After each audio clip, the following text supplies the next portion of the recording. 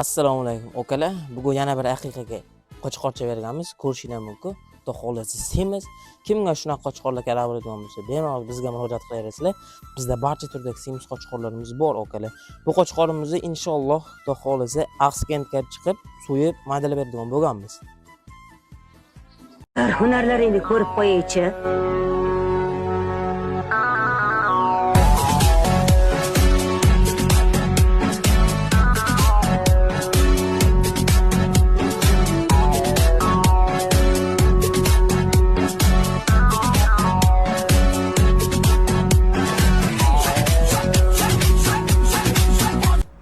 Assalomu alaykum okalar. Xizmatimizni tugatdim inshaalloh.